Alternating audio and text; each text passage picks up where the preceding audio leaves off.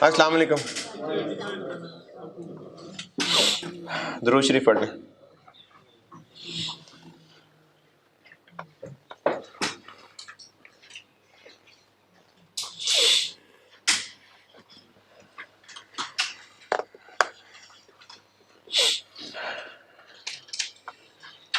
Homework दिया था एक,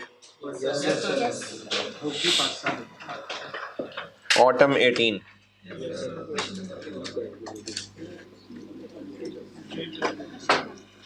किया है, मसले भी होंगे।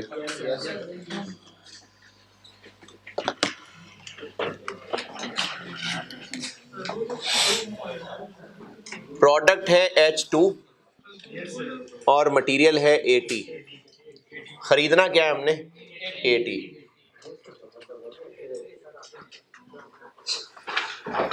एनुअली हम बनाते हैं 45,600 यूनिट्स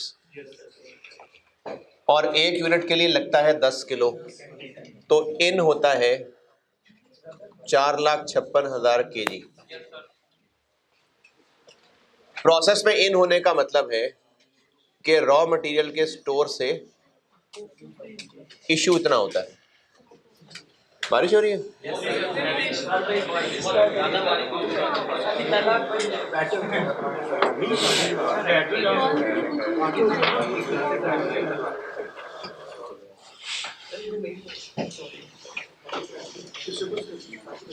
पैंतालीस 45,600 यूनिट्स बनाने के लिए इतने किलो प्रोसेस में डलेंगे। स्टोर में पड़े पड़े 5% हो जाता है नुकसान, तो खरीद के स्टोर में कितने लाने होंगे? 480,000। ये एनुअल डिमांड, इसमें कोई एतराज, इख्तलाफ, तकलीफ, परेशानी?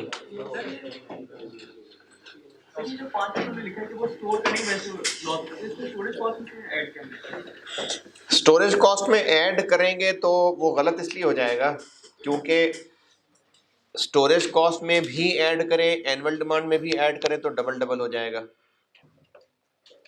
अगर आप उसको लॉस मानेंगे और उसको आप एक कॉस्ट समझ लेंगे तो फिर हम एनुअल डिमांड को भी ग्रॉस अप कर रहे हैं, उससे OQ भी चेंज होगा, एवरेज इन्वेंट्री भी चेंज होगी, तो एवरेज इन्वेंट्री के अंदर भी यूनिट ज़्यादा आ जाएंगे और कॉस्ट भी हमने हैवी कर ली होगी।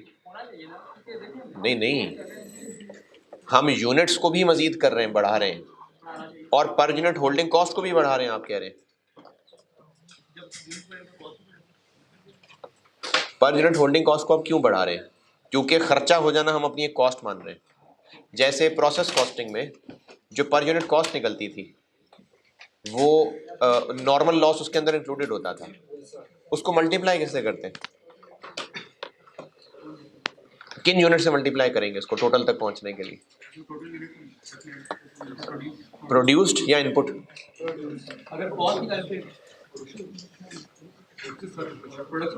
क्योंकि हमने per unit cost of product में लॉस को बिल्ड कर लिया तो फिर ही उसको यूनिट्स प्रोड्यूस से मल्टीप्लाई करेंगे ना।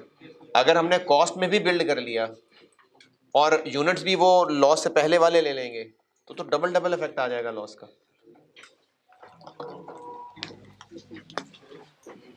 1000 यूनिट्स 90 रुपए का एक इनपुट हुआ, 90,000 रुपए के यूनिट्स इनपुट हो गए, इनसे बने 900 यूनिट्स, 10 यूनिट ज़ाया होते ही होते हैं, तो हमने पर यूनिट कॉस्ट 100 निकाल ली। अब इस 100 रुपए को मैं किन से यूनिट से मल्टीप्लाई करूं? 900 से कि फिर से 1000 से? 900 से ना, क्योंकि 100 यूनिट्स का ज़ाया होना हमने इसके अंदर बिल्ड कर लिया। अब अगर मैं इसको 1000 से मल्टीप्लाई कर दूंगा तो मैंने इसमें भी लॉस इनकॉर्पोरेट कर लिया और यूनिट्स में भी लॉस इनकॉर्पोरेटेड है, तो डबल काउंट हो जाएगा। तो इसलिए लॉस को होल्डिंग कॉस्ट में, मैंने शुरू में भी शायद पता नहीं किसी ने नहीं दूसरे सेक्शन में पूछा था, होल्डिंग कॉस्ट में लॉस होने को शामिल इसलिए नहीं किया क्योंकि यूनिट्स में करना था शामिल। अगर मैं अब एनुअल डिमांड में मैंने शामिल किया है ना, तो एनुअल डिमांड ज़्यादा होगी तो OQ भी उसके मुताबिक ही ज़्यादा होगा, OQ ज़्यादा निकलेगा तो एवरेज इन्वेंट्री ज़्यादा निकलेगी, तो एवरेज इन्वेंट्री भी ज़्यादा आ रही होगी और होल्डिंग कॉस्ट में भी आप कह रहे हैं शामिल कर लें लॉस का इफेक्ट, तो डबल डबल काउंट हो जाएगा। इसलिए लॉस को हम सिर्फ यूनिट्स में एडजस्ट करेंगे।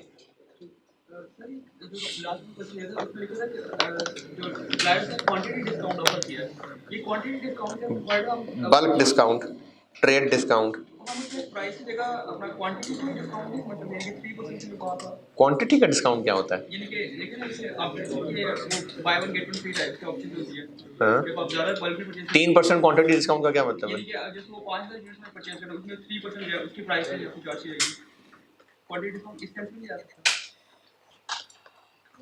यानी प्राइस में 3% कमी कर दी ना? नहीं, फॉर एग्जांपल आपने 5 कैलकुलेटर लिया ना, अगर एक कैलकुलेटर की प्राइस आपको नहीं चार्ज की है, ये बात कर रहा हूं, क्वांटिटी डिस्काउंट। वैसे क्वांटिटी डिस्काउंट कहते हैं बल्क डिस्काउंट को, कि ज्यादा यूनिट्स खरीदोगे तो एक होता है सेटलमेंट डिस्काउंट, जल्दी पैसे दोगे तो डिस्काउंट मिलेगा, वो सेटलमेंट डिस्काउंट है। बल्क डिस्काउंट होता है कि ज्यादा क्वांटिटी ऑर्डर करोगे तो प्राइस कम दे देंगे, चार्ज कर देंगे, तो यही क्वांटिटी डिस्काउंट है। डिस्काउंट प्राइस में होता है ना, क्वांटिटी में थोड़ी डिस्काउंट होता है।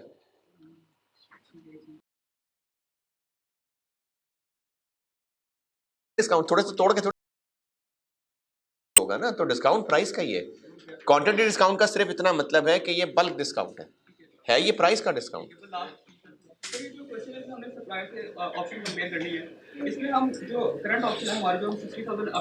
मैं भी कर रहा हूँ सॉल्व डिस्कस, अभी तो सिर्फ एनुअल डिमांड बताई है मैंने, आप क्या पूछ रहे? अच्छा, मैं भी कहूँ पहली दफा सवाल कर रहे हो पूरे सेशन में।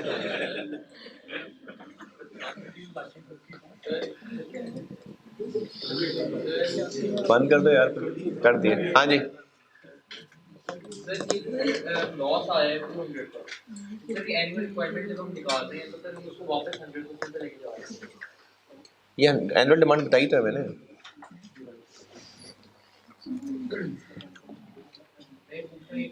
ये वो लॉस है जो हर साल आता ही आता है। 5% लॉस की बात कर रहे हैं? हाँ, ये वो लॉस है जो हर साल आता ही आता है, या फिर ये इतना आ गया तो 200 का कौन सा लॉस है? 205%। हाँ, ये हर साल आता ही आता है, या ये मतलब इतना आ गया तो हम अपनी एनुअल रिक्वायरमेंट को फिर वापस उसी पे ले जाएंगे? 5% of the quantity purchase is lost होता है। हाँ,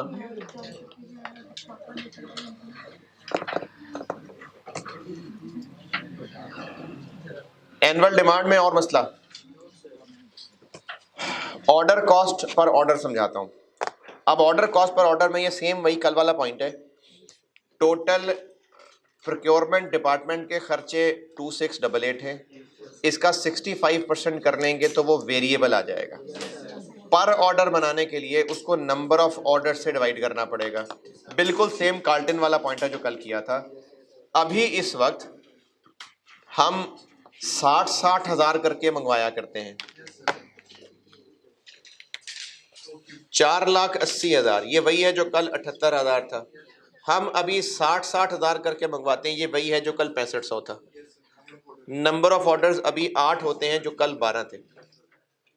तो कल भी जो 422 400 को इससे डिवाइड करके पर ऑर्डर निकला था, तो अब हम 2688 पता नहीं कितना के 65% को जो कि वेरिएबल पोर्शन होगा इससे डिवाइड करेंगे तो पर ऑर्डर कॉस्ट आ जाएगी।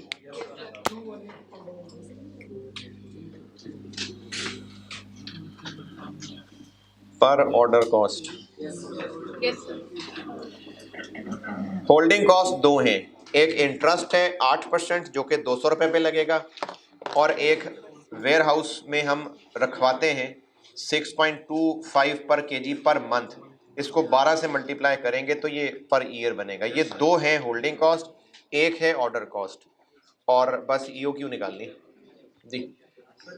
इंटरेस्ट आ रहा है सर कि वो कह रहे क्वेश्चन में सर जो वेयर आउट है सर लॉस हो जाएगा, 5% लॉस हो जाएगा वेयर हाउस में, ये जो मटेरियल है लॉस हो जाएगा। तो सर जो मटेरियल पड़ा हुआ है उसकी जो प्राइस है, सर जो मटेरियल पड़ा पड़ा हुआ है तो उसकी जो प्राइस वो तो कम होगी तो सर उस पे ही इंटरेस्ट प्राइस कैसे कम होगी? सर प्राइस पे लगाते हैं परचेज प्राइस पे इंटरेस्ट लगाते हैं ताकि वो होल्डिंग कॉस्ट में आ जाए।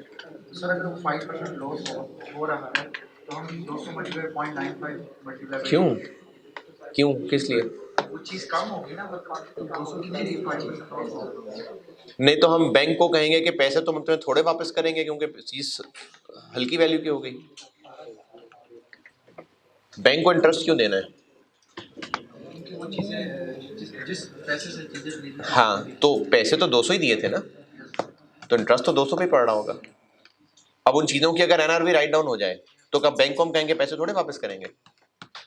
बैंक से तो 200 ही लेना है, तो इसलिए इंटरेस्ट तो 200 पे ही लगेगा। ऑटम 18 में बताएं, अब आप कुछ पूछना है तो। पॉइंट नंबर सी रिक्वायरमेंट, ये ईओक्यू की वही अजम्पशंस हैं।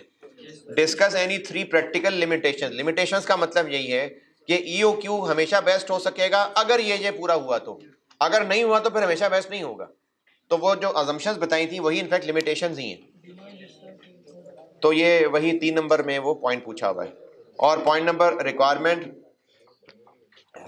बी में पूछा हुआ है कि अगर सप्लायर डिस्काउंट ऑफर कर रहा है तो बताएं एक्सेप्ट करें क्या ना करें। अब इस डिस्काउंट ऑफर को किससे कंपेयर करें? ईओक्यू से भी, क्योंकि ईओक्यू पे तो हम जाने का कंसिडर वैसे ही कर रहे हैं, तो ईओक्यू से भी, और चलो एग्जिस्टिंग से भी कर ही लेते हैं। हाँ नहीं, सिर्फ एग्जिस्टिंग से। आप कह रहे हैं सिर्फ एग्जिस्टिंग से कंपेयर करें? नहीं, ईओक्यू पे जाने का तो पहले ही सोच लिया हुआ था, पहले पैराग्राफ में लिखा हुआ है HPL's management is presently considering to adopt EOQ. Existing से तो वो पहले ही ईओक्यू पे जाने का सोच रहे हैं, तो फिर ईओक्यू को क्यों हम गायब करें बीच में से? ये देखें, हम जब वो टोटल टेबल वाली कैलकुलेशन करेंगे तो एक ईओक्यू वाली ऑप्शन आ जाएगी, एक 1,20,000 वाली आ जाएगी। बेशक इन दोनों को कर लें सिर्फ, क्योंकि वैसे ही हम ईओक्यू पे आने ही लगे थे, लेकिन अगर साथ इसको भी रख लें तो रख लें। करना तो इन तीनों में से कौन सा आपस में कुश्ती करानी है कि इसको ना रखा तो कुश्ती कमजोर पड़ जाएगी? करना तो लोएस्ट फिगर ही है ना, तो वो इसने तो वैसे भी लोएस्ट नहीं आना था, ईओक्यू ने से बेहतर ही आना था, लेकिन आप इसको भी साथ लिख लें, अच्छा है इसको भी लिख लें। लेकिन ज्यादा इंपॉर्टेंट ये है कि ये नहीं करना, ईओक्यू को भी लिखना है। क्यों लिखना है ईओक्यू को? क्योंकि पहले पैराग्राफ में कहा हुआ है कि ईओक्यू पे जाने का सोच रहे थे, उसमें सिर्फ इतना कहा हो कि करंटली ये हो रहा है और डिस्काउंट ऑफर ये है, तो बस एग्जिस्टिंग और डिस्काउंट को कंपेयर कर लें, काफी है। फिर ईओक्यू भी लाएं जी। हाँ, अगर ईओक्यू सवाल में उसने कह दिया कि ईओक्यू निकालें, फिर आप कंपैरिजन में ईओक्यू को भी ले आए। यहां तो खैर उसने वैसे ही कह दिया था ना कि ईओक्यू पे जाने का सोच रहे हैं। डिस्काउंट ऑफर वाले सवाल के बारे में कहा है कि अगर आपको क्वेश्चन में एग्जिस्टिंग पॉलिसी बताई है बस, और डिस्काउंट ऑफर के बारे में पूछा है, तो डिस्काउंट ऑफर और एग्जिस्टिंग का कंपैरिजन है, काफी है। अगर एग्जिस्टिंग नहीं बताई, बस सिर्फ डिस्काउंट ऑफर है, तो ईओक्यू। एग्जिस्टिंग भी बताई है, ईओक्यू का भी जिक्र आ गया है और डिस्काउंट ऑफर भी है, तो तीनों को कंपेयर कर लो। ऑटम 18 जी। सर यहाँ पे क्वेश्चन में लिखा हुआ है पॉइंट 1 में कि production is evenly distributed through out the year. क्या इस लाइन का क्वेश्चन में कोई यूज है? तो पहले भी ऐसे ही होता है सर क्योंकि वो हम इस टॉपिक में ये बुनियादी तौर पे कर ही ये रहे हैं। सर पॉइंट 3 जो है ना उसमें ना लिमिटेशंस मांगी हुई है ना, तो अगर ये इसके साथ स्पेसिफिक करते तो ये तो उसने खुद ही पहले ही कह दिया कि वो इवनली ही है, तो फिर नहीं, जनरल बात, उसने जनरल सवाल है, discuss any 3 practical limitations of using EOQ, तो जनरल सवाल है। लिमिटेशन ये थी कि वो डिमांड एनुअल डिमांड जो है ना थ्रू आउट द ईयर हाँ। होनी चाहिए, कांस्टेंट होनी चाहिए, तो ये चीज वो खुद कह रहा है कि कांस्टेंट ही है।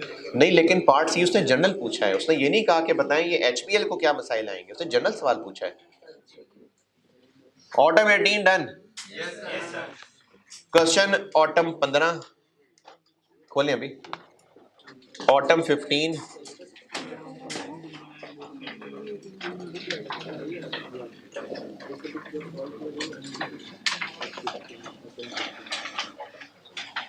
क्वेश्चन नंबर 7, ये आप लोग अभी कर रहे हैं, आप कर रहे हैं अभी 7। चोको किंग, ये आप लोग अभी कर रहे हैं सॉल्व।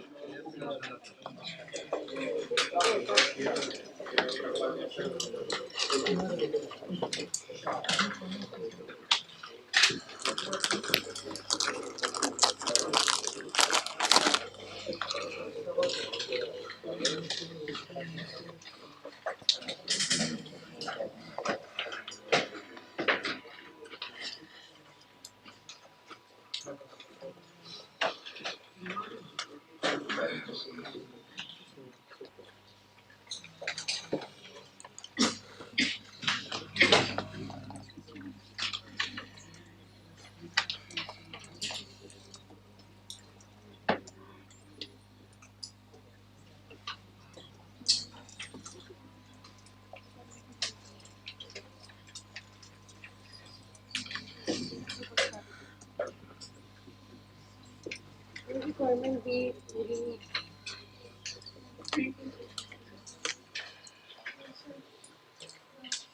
एक लाइन लिखी हुई है। Yes sir. अच्छा, आपके पास ये रिक्वायरमेंट बी ए पूरी नहीं आ रही तो मैं अगला सेंटेंस पूरा बता देता हूँ। मिनिमम ऑफ लिखा होगा 7500 kg, 7500 kg यानी 7500 किलो, फुल स्टॉप। अब अगला सेंटेंस है, यानी उसी में बस फुल स्टॉप से आगे चलिए। Advise CL whether the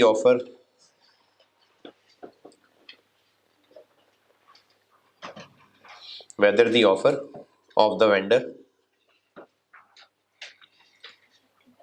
may be accepted। 6 number.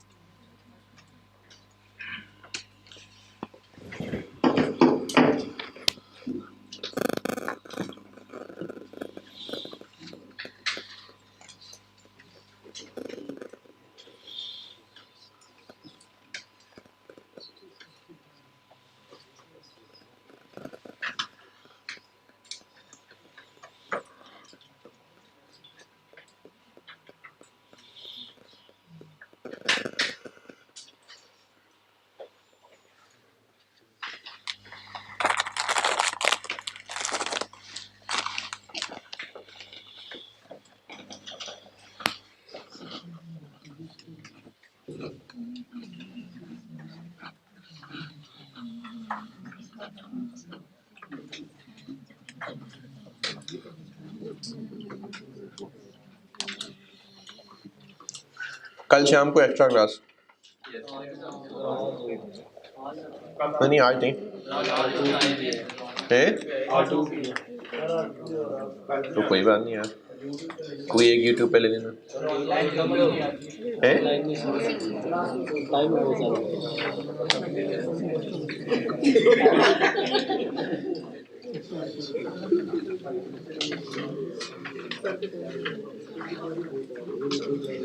ये क्या है अभी? ठीक, नहीं, ये दो चीज़ें।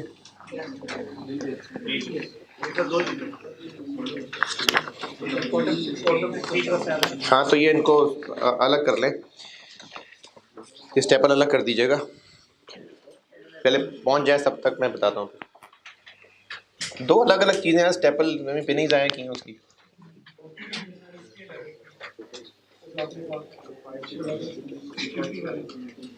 नहीं, वो तो इकट्ठे ही कर लेते हैं, ये तो दो अलग अलग चीज़ें हैं।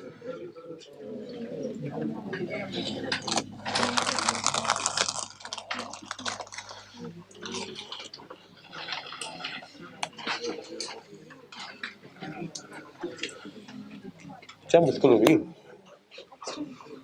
तो अच्छा है तो।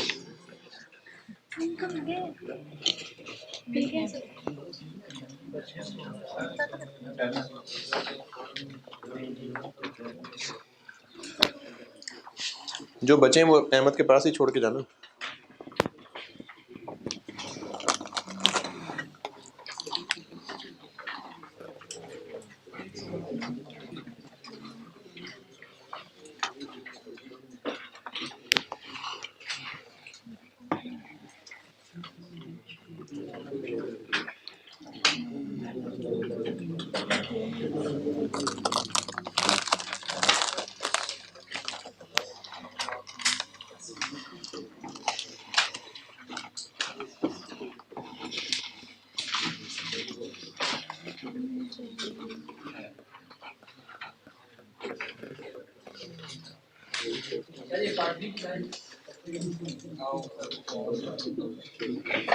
लिखवा भी दी कब की।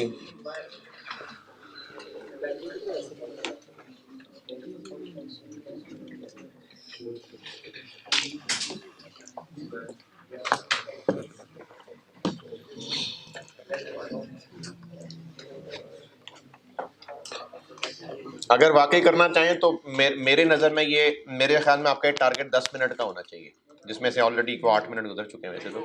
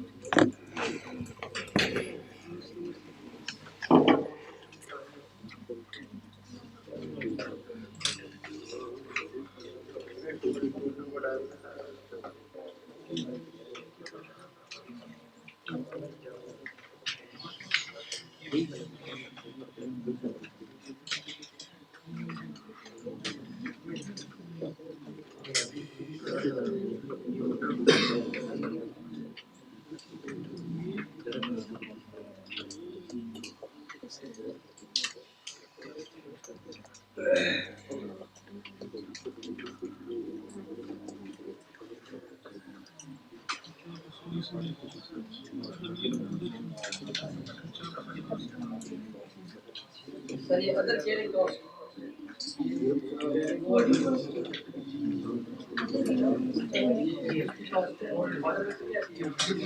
कैरिंग कॉस्ट होल्डिंग कॉस्ट होती है।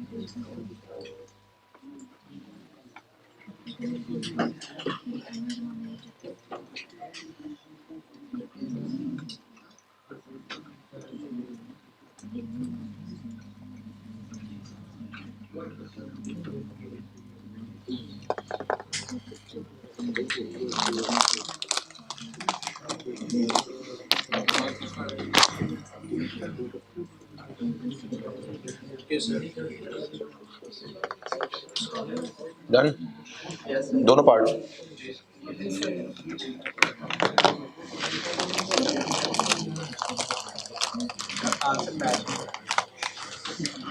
यार नहीं वैसे पीछे दूसरी तरफ में परचेज को सीधा डिस्काउंट माइनस किया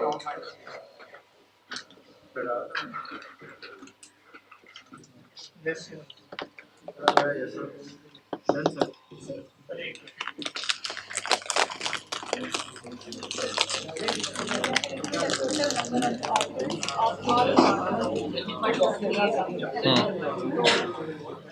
सारे प्रोडक्ट्स का जब वो इंक्रीमेंट जो है वो 90% है तो इसको कंसीडर करेंगे।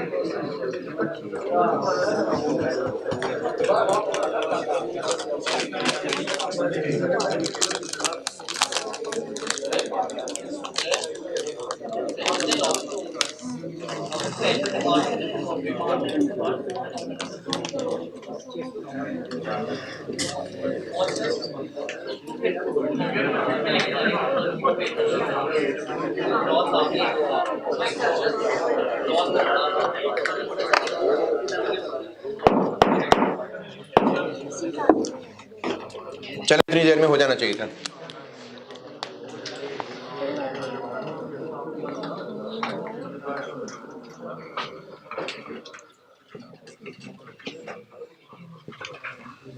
साल में 80,000 है। कैलकुलेट किए बगैर हम बता देंगे। कैसे नब्ज देख के बताएंगे, कैसे बताएंगे? नहीं, डिस्काउंट ऑफर वैसे ही कह दें तो इस वैसे ही कहने के तो नंबर नहीं है, कैलकुलेशंस के हिसाब से है ना। साल में प्रोडक्ट 80,000 किलो बनाते हैं, लेकिन खरीदते क्या हैं? ये तो प्रोडक्ट है, कोको पाउडर। अच्छा, अब ये जो प्रोडक्ट है, इस प्रोडक्ट में कोको पाउडर भी है, चीनी भी होगी, दूध भी होगा, पानी भी होगा, और भी बहुत सारी चीजें होंगी। इन बहुत सारी चीजों में से 90% जो है वो कोको पाउडर है। यानी इस 80,000 किलो में से 72,000 किलो वजन है कोको पाउडर का, और ये प्रोडक्ट में जो बचा कुचा वजन है उसमें इतना है। जब इस प्रोसेस में ये सारे मटेरियल डाले होंगे, कोको पाउडर, पानी, चीनी, दूध, सब, तो कोको पाउडर 72,000 किलो नहीं डाला होगा, क्योंकि 4% तो लॉस हो जाना है।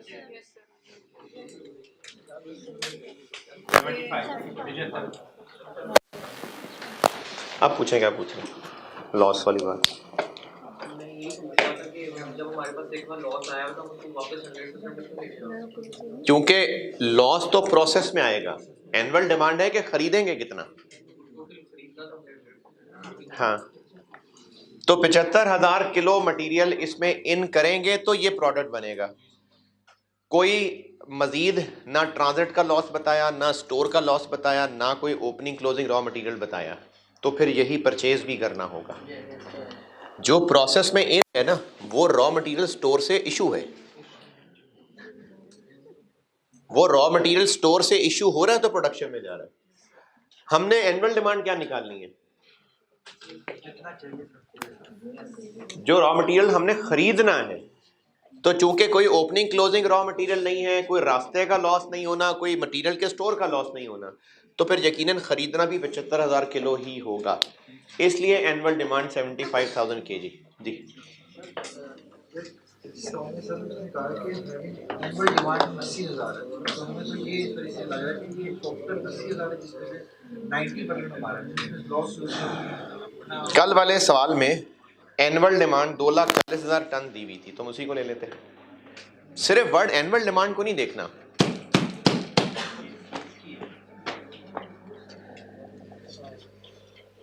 जो कस्टमर्स हमसे खरीदना चाहते हैं वो कस्टमर्स की डिमांड है, वर्ड डिमांड। जो हम अपने सप्लायर से खरीदना चाहते हैं वो हमारी डिमांड है, अगेन वर्ड डिमांड। तो सिर्फ डिमांड वर्ड काफी नहीं है, हमें इन फार्मूलों में एनुअल डिमांड उसको कहना है जो हमने सप्लायर से खरीदना है। तो 80,000 किलो चॉकलेट्स हमने खरीदनी थोड़ी है से, वो तो कस्टमर्स की डिमांड है ना, हमारी डिमांड तो नहीं है। हमारी डिमांड तो वो है जो हमने सप्लायर से खरीदना है। तो फार्मूलों में हमने सप्लायर से खरीदने वाली चीज को एनुअल डिमांड कहना होता है। चॉकलेट तो प्रोडक्ट है ना। ये जो सवाल पूछा हुआ है ये तो कोको पाउडर के हिसाब से सवाल पूछा हुआ है, तो इसलिए 75,000 किलो ये कोको पाउडर की annual demand. Order cost per order 6 million, ये वही वाली बात, वेरिएबल कॉस्ट। ये काफी दफा टेस्ट हुई है ये चीज। 6 मिलियन पर ऑर्डर बनाने के लिए कितना आ गया?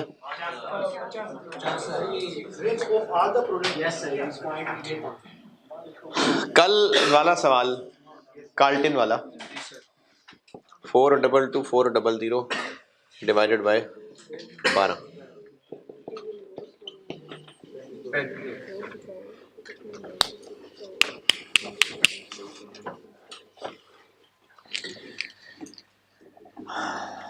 कार्टिन वाला सवाल जो कल किया था बोर्ड पे, ये किसके नंबर ऑफ ऑर्डर्स थे?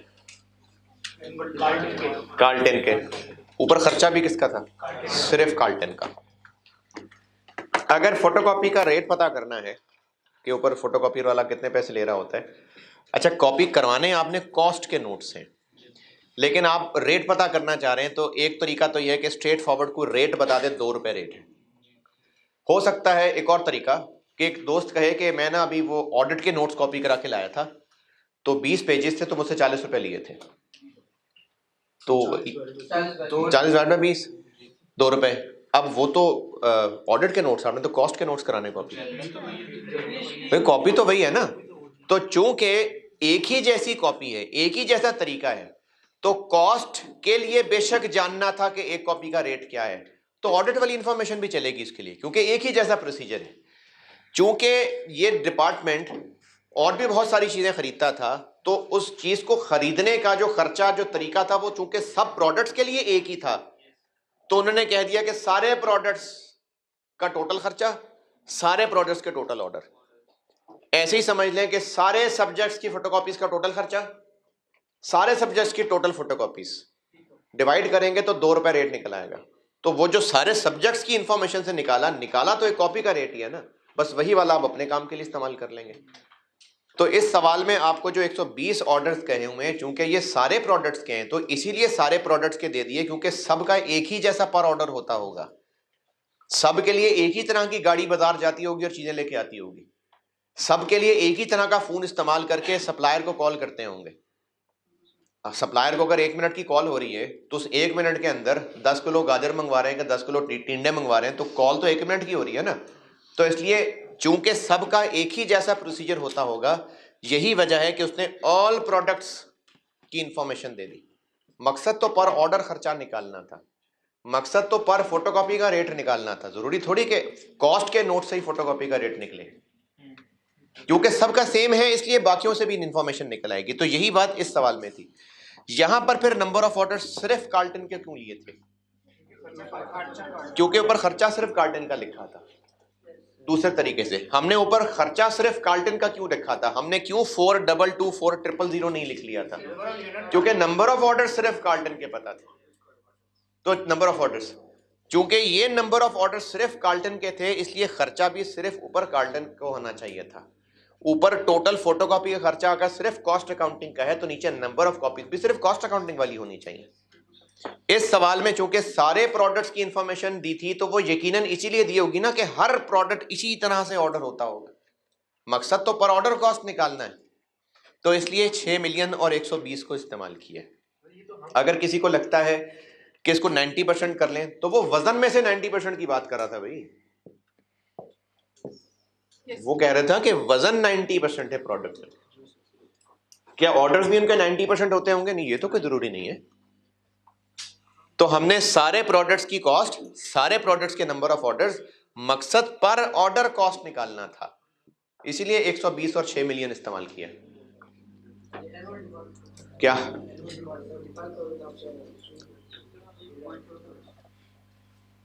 इसमें क्या एतराज है?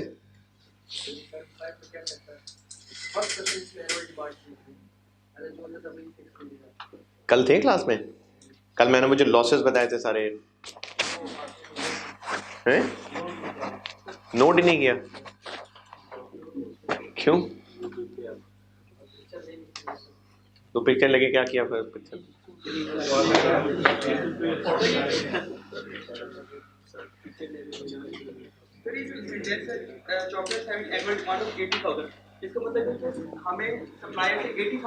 कस्टमर से हमने कस्टमर्स को 80,000 किलो चॉकलेट बेचनी होती है।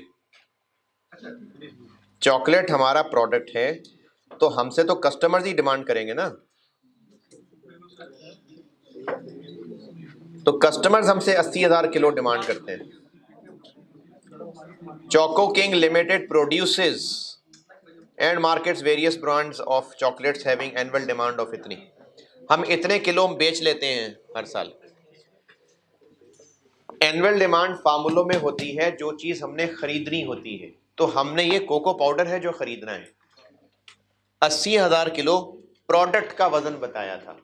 यहाँ से वापस गए कि हमने कितना मटेरियल खरीदा, सारा रिवर्स चला हूँ मैं कि कितना मटेरियल खरीदेंगे कि 75,000 किलो प्रोसेस में इन होगा, फिर वो 4% ज़ाया होके बाकी 72,000 किलो रह गया होगा। यहाँ से वापस चल के परचेजेस निकालनी थी।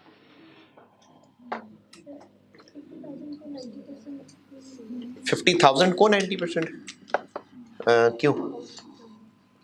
सर मतलब वो प्रोडक्ट्स पे है ना, बाकी कंपोनेंट्स पे भी ऐड होगा इसमें। नहीं, इसको 90% कर लूँ या उनको 90% कर लूँ? क्योंकि सर वो टोटल खर्चा 50,000 टोटल खर्चा तो नहीं है, 6 मिलियन सारी इसको 90% कर लूँ नहीं 6 मिलियन सारी प्रोडक्ट्स का। तो इसको 90% करने तो कोको पाउडर का आ जाएगा ना। नहीं सर, डिवाइडेड बाय 120 भी तो नंबर ऑफ ऑर्डर्स भी तो बाकी हाँ, कंपोनेंट्स के हाँ। इसमें तो उनको भी कोको पाउडर का बना लें, सर 50,000 इनको बना लें कोको पाउडर का,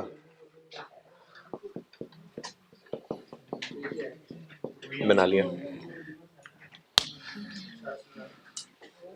ये तो एक ऑर्डर का खर्चा है, कोको पाउडर का ऑर्डर सस्ते में हो जाता है। 90% टोटल में से बहुत सारे इंग्रेडिएंट्स हैं ना। अगर 100 ग्राम की एक चॉकलेट बार है तो इसमें 90 ग्राम कोको पाउडर का वजन होता है, बाकी 10 ग्राम को चीनी को दूध उनका वजन होगा। ये इनके इंग्रेडिएंट्स हैं, ये इनकी फिजिकल एग्जिस्टेंस की बात हो रही है। इसका ये मतलब है कि जितना खर्चा बाकी इंग्रेडिएंट्स का ऑर्डर करने पे आता है, कोको पाउडर का ऑर्डर करने से उससे सस्ता खर्चा आता होगा। लेकिन आप तो कह रही 50,000 को 90% कर लें, इसका मतलब होगा कि कोको पाउडर खरीदने पे 90% कम खर्चा आता है। नहीं, अगर करना भी है तो ठीक है, इनको कर लेते हैं हम। आल्दो के ये भी ठीक नहीं है क्योंकि वो वजन 90% की बात हो रही है। फिर भी चलो हम मान लें कि total products 120 orders total products के हैं, उनमें से 90% कोको पाउडर से रिलेटेड होंगे। ठीक है, कर लेते हैं ऐसे, तो फिर ऊपर भी 90% ही करना पड़ेगा, तो बात तो फिर वही 50,000 की आ जाएगी।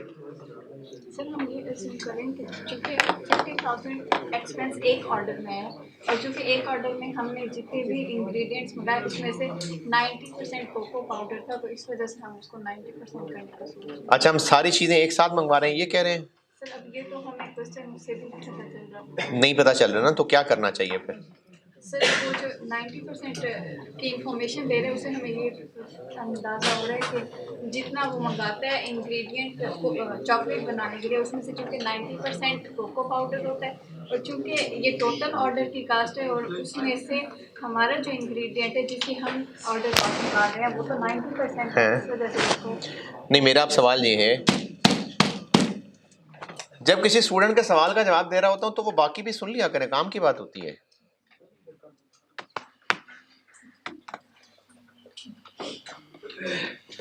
ये सारे इंग्रेडिएंट्स इकट्ठे ही मंगवाते होंगे।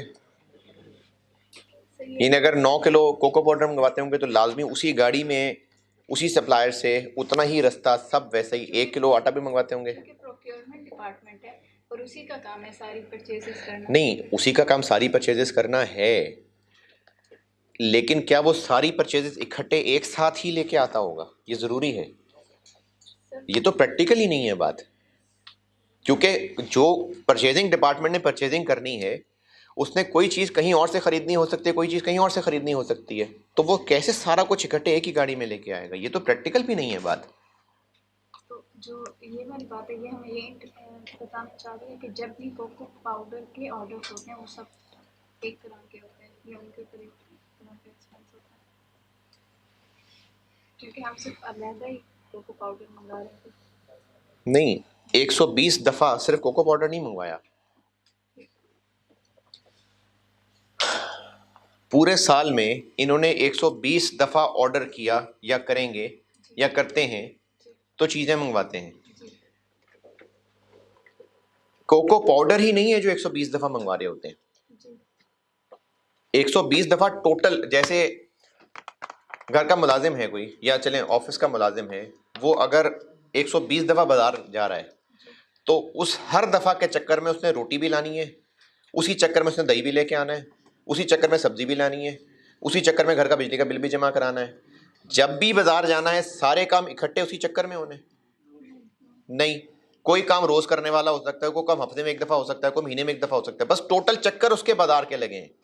जब भी उसने बाजार जाना है, मोटरसाइकिल पे बैठेगा, बाजार तक जाएगा, क्योंकि बाजार थोड़ा दूर है, तो उसका एक दफा बाजार आना जाना, चाहे वो आटा लेने जा रहा है, चाहे वो चीनी लेने जा रहा है, चाहे वो बिल जमा कराने जा रहा है, एक दफा जाना और आना इतने रुपए कॉस्ट करता है, ये पर ऑर्डर कॉस्ट होती है। तो साल में हमारे जो प्रोक्योरमेंट के लोग थे 120 दफा वो समझ लें बाजार गए। अब वो 120 के 120 दफा कोको पाउडर नहीं लेने गए, मुख्तलिफ कामों से जा सकते हैं। एक दफा बाजार जाना और चीज 50,000 रुपए कॉस्ट कर रहा है, बस ये 50,000 पर ऑर्डर निकालना था हमने।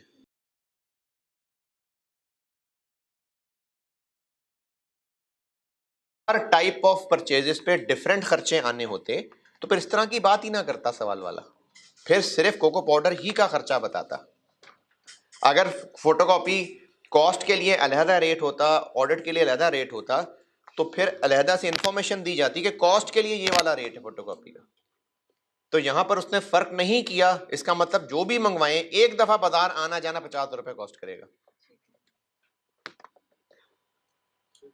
अरे इस सवाल पे तो मुझे उम्मीद नहीं थी कि मैं पूरी क्लास लगा दूंगा। जल्दी पूछें, जल्दी जल्दी। आपने कहा ना ईओक्यू में जो ऑर्डर कॉस्ट यूज हो रही है वो रेलेवेंट होगी। ये मैंने कब कहा था? हाँ, मैंने कहा था कि ईओक्यू के फार्मूले में भी जो हम ऑर्डर कॉस्ट और होल्डिंग कॉस्ट ले रहे हैं वो रेलेवेंट वाली ऑर्डर कॉस्ट होल्डिंग कॉस्ट है। सर आपने इसमें क्या है जो 50,000 पर ट्रिप लग रहे हैं पैसे, उससे पिछले भी लग रहे हैं कि हम ये तो आप ये कह रहे हैं हर दफा इतना ही लगना, तो रेलेवेंट क्यों है? ये कहने लगे आप। रेलेवेंट इस तरह पहचानना होता है कि पर ऑर्डर सेम ही रहना है या पर यूनिट सेम ही रहना है। रेलेवेंट इररेलेवेंट पहचानना के क्या तरीका है? Total for the year same रहता हो, total for the year same रहता है तो इररेलेवेंट है। ये कहना चाह रहा हूं कि 50,000 में हम सिर्फ कोको पाउडर नहीं मंगवा रहे, और भी चीजें मंगवा रहे हैं, तो ऑर्डर कॉस्ट बाकियों की। अरे नहीं, यही तो समझा रहा हूं यार, नहीं एक ही चक्कर में नहीं ला रहा वो सारी चीजें, एक ही चक्कर में नहीं सारी चीजें लेके आ रहा। 50,000 का जो एक ट्रिप है, 50,000 रुपए में चले जहाज जाता है और जहाज आता है, तो उसमें वो कोको पाउडर के साथ और भी सारा राशन नहीं ला रहा है। कोको पाउडर ही अगर सिर्फ लाना होगा तो 50,000 रुपए एक ऑर्डर का खर्चा आएगा, ये पर ऑर्डर कॉस्ट है।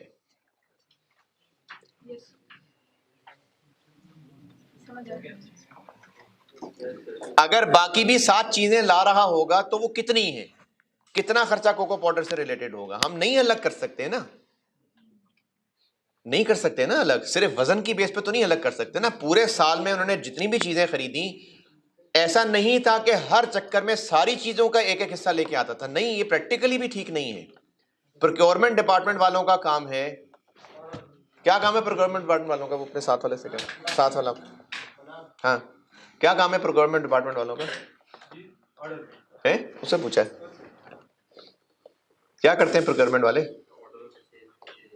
सेल पर सेल तो नहीं करते, रॉ मटेरियल वगैरह खरीद के लाते हैं, ये क्या करते हैं, पैसे भी देते हैं।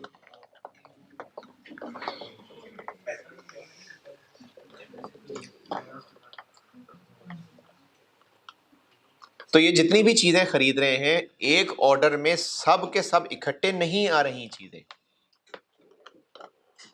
नहीं, मुझे नहीं लग रहा मैं समझा पा रहा हूँ यार, नहीं आ रहा है ना समझ। सर बेसिकली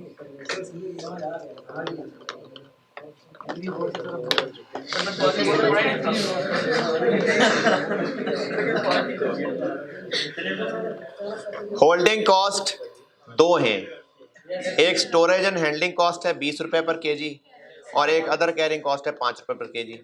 लेकिन चूंकि दोनों पर मंथ हैं तो इनको इंटू 12 करेंगे तो पर ईयर बनेंगे, तो 25 इंटू 12 करेंगे तो 300 रुपए। तो होल्डिंग कॉस्ट हो गई 300 रुपए पर किलो और ऑर्डर कॉस्ट हो गई ये 50,000। इससे निकलेगा EOQ 5,000। 7 नंबर थे इस बात के।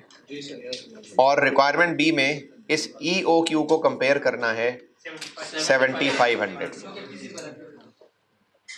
अच्छा, जो लोग सॉल्व करते ही नहीं है, खासतौर पे ऑनलाइन वाले बच्चे जो है ना, आप लोगों ना सॉल्व किया करें पूरी तरह जैसे सिखाया है, उसके बाद एंड आंसर मैच ना करे तो पूछें। आप सॉल्यूशन देखने लग जाते हैं, डर क्या लगता है कि मेरे से सही सॉल्व होगा नहीं। अगर आप अभी ही सॉल्व करने की कोशिश नहीं करेंगे, आप 5000 सॉल्यूशंस देख लें, पेपर में जाके आपसे फिर सॉल्व नहीं होगा। आप लोग सॉल्व जब तक बेटा नहीं करेंगे ना लिख के, आपको नहीं सॉल्व करना आएगा पेपर के अंदर। तो आप पहले पूरा सॉल्व किया करें, उसके बाद फिर देखें कि सॉल्यूशन में कहां फर्क आया है। क्योंकि जो बच्चे ऑनलाइन इसलिए कह रहा हूं क्योंकि वो जब सॉल्यूशन की पिक्चर दिखा के पूछते हैं तो पता चल जाता है।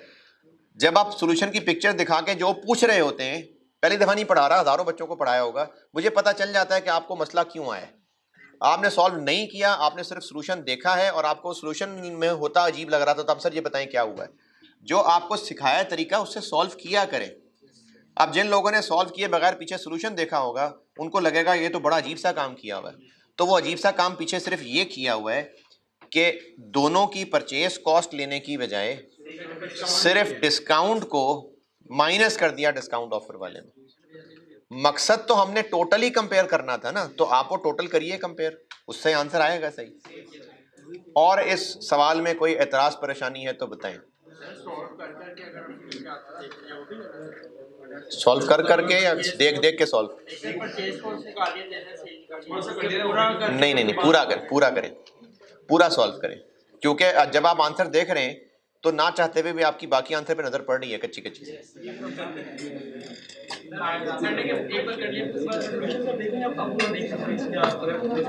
पूरा कंप्लीट करने के बाद नहीं, फिर तो आप पूरा सॉल्यूशन देखें, फिर तो पूरा सॉल्यूशन देखें।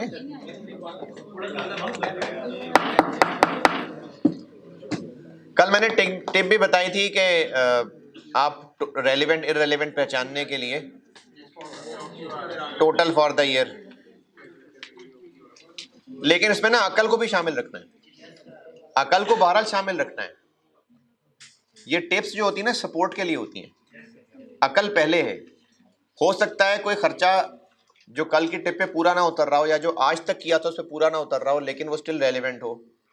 सवाल लिखें एक और, इसमें वो एक और वैरायटी बताता हूँ, इसमें एक और वैरायटी निकालता हूँ, बताता हूँ। सवाल लिखिए।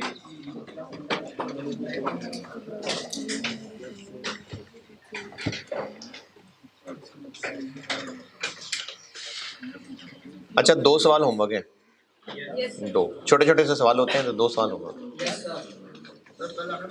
है जी। हाँ तो 2 सवाल ही गए ना यार। बताता हूँ होमवर्क भी क्या है। अभी एक सवाल लिखिए, annual demand 40,000 units, 40,000 40,000 units annual demand. Order placement cost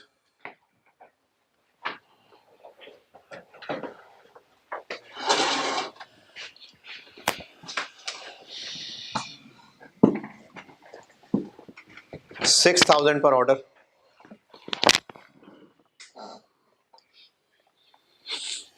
6,000 रुपए पर ऑर्डर।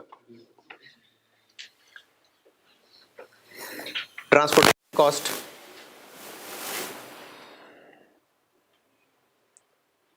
10 रुपए per unit, ₹10 per unit. Transit insurance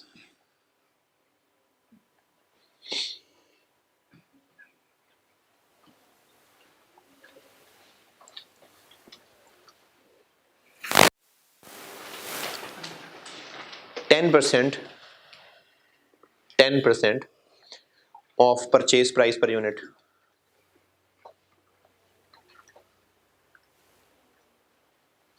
यानी अगर 50 रुपए की चीज खरीद के ला रहे होंगे तो इंश्योरेंस कंपनी को हम 5 रुपए पर यानी ये भी पर यूनिट ये होगी चीज, ये भी इफेक्टिवली पर यूनिट चीज हो गई ना transit insurance. Warehousing cost, warehousing cost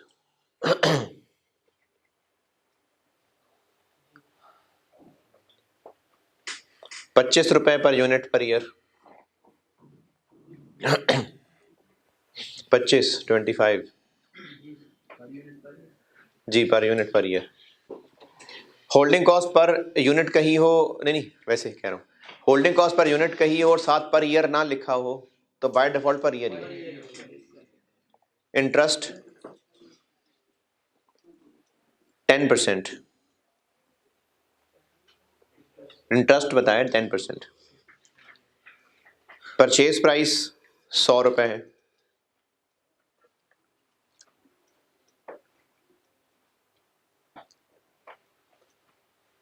current order policy, अभी करंटली इस वक्त ऑर्डर साइज यानी जो करंटली OQ फॉलो हो रहा है 4000 units.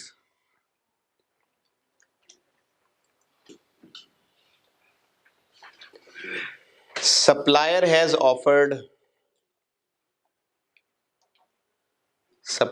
has offered 8% discount, 8%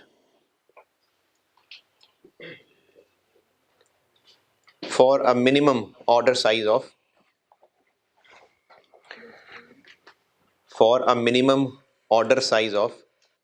10,000 units.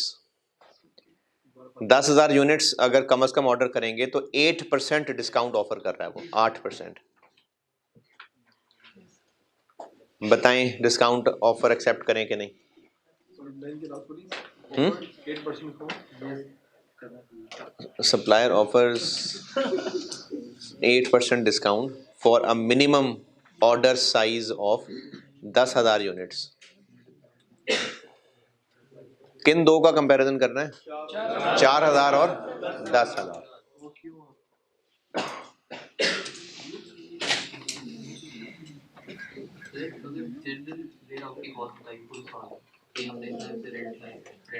नहीं वो तो फिर इररेलेवेंट है ना।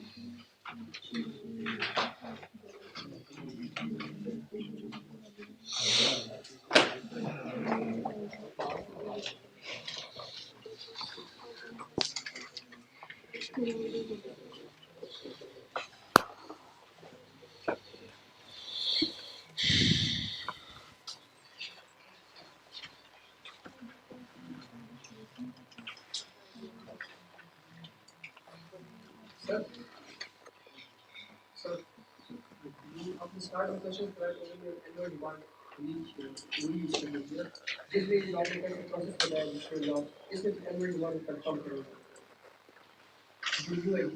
पहले मैं एनुअल डिमांड वैसे ही बता दिया करता था। हाँ हाँ जी कुछ नहीं देखनी सवाल करें।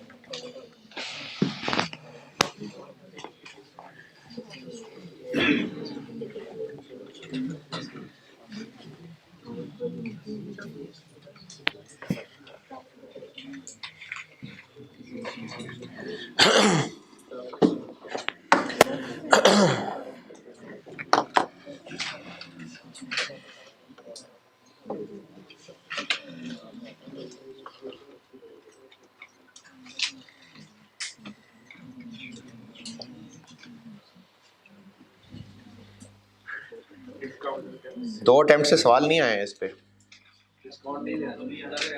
इस दफा तो बहुत चांस है इसके आने का।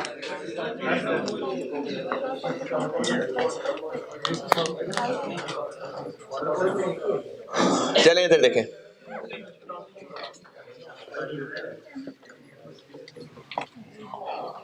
ट्रांसपोर्टेशन रेलिवेंट है? ट्रांजिट इंश्योरेंस, ट्रांजिट इंश्योरेंस है। ट्रांजिट इंश्योरेंस अगर वैसे ही कहा होता 5 रुपए पर यूनिट तो रेलिवेंट ना होता, लेकिन कहा है 10% ऑफ परचेज वैल्यू। अब ये दोनों पे चेंज हो जाएगी।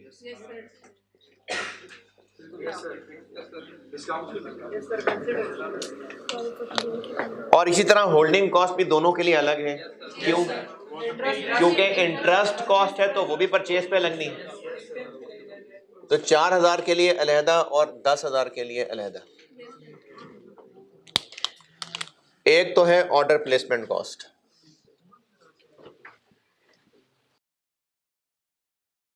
$6,000 और 6,000। ट्रांजिट इंश्योरेंस कितनी?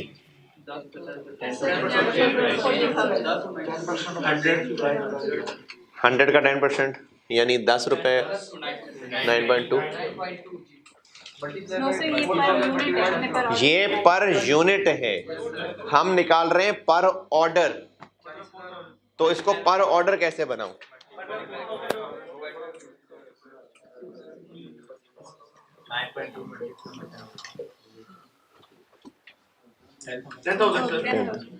ये है अब पर ऑर्डर।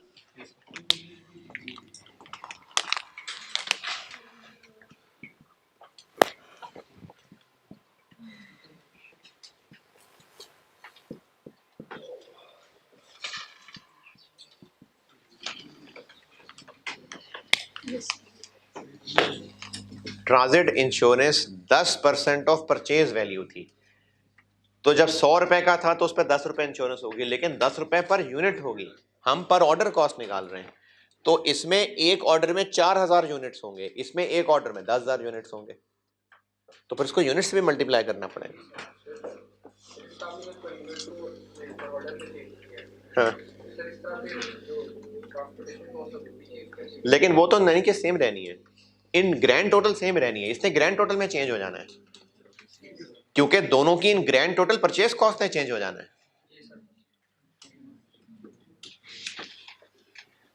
ट्रांसपोर्टेशन कॉस्ट भी मैंने पर यूनिट करके दी हुई है, ट्रांसपोर्टेशन कॉस्ट, लेकिन वो तो साल में हमने टोटल 40,000 यूनिट से मंगवाने, 40,000 इंटू 10, वो तो 4 लाख ही रहनी है, लेकिन इंश्योरेंस चेंज हो जानी है, क्योंकि ये परचेज वैल्यू पे लगनी है और परचेज वैल्यू दोनों में डिफरेंट है। तो इसलिए ये इंश्योरेंस बेशक पर यूनिट थी लेकिन रेलेवेंट है।